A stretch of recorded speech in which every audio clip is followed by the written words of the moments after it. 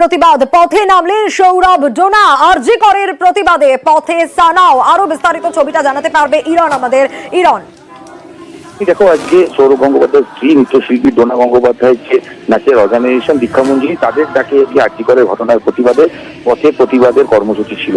আজকে 7:30টায় বেহালায় সেই কর্মসূচি শুরু হতে দেরি হয়। বৃষ্টি বিঘ্নিত অবস্থাতে বৃষ্টি উপেক্ষা করেই ডোনা গঙ্গোপাধ্যায় এবং সৌরভ ডোনা কন্যা সানা গঙ্গোপাধ্যায় তারা প্রত্যেকেই পথে নামেন এবং উই ওয়ান জাস্টিস এই স্লোগানে মুখরিত হয় বেহালায়।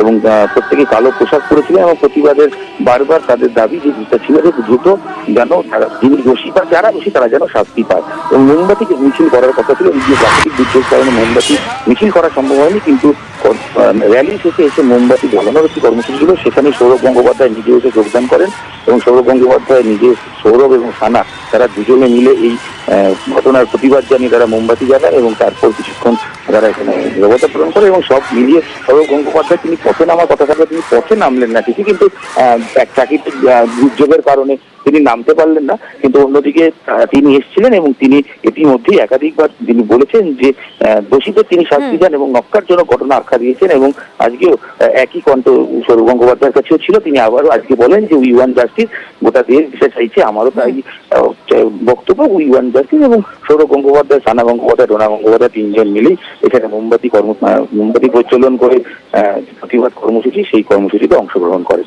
বেশ, বেসিক্যালি আজকে যারা হেঁটেছে তারা নিজের ইচ্ছে হেঁটেছে।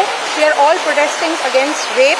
আর শুধু কলকাতায় না, তুমি দেখবে লাস্ট কয়েকদিনের নিউজে এত লোক রেপ হচ্ছে। Rape has to stop. We need a safe place for women. আর এভরিবডি নিডস টু রেসপেক্ট, মানে সবাইকে সম্মান করা উচিত। ময়দানে গোষ্ঠপাল মূর্তির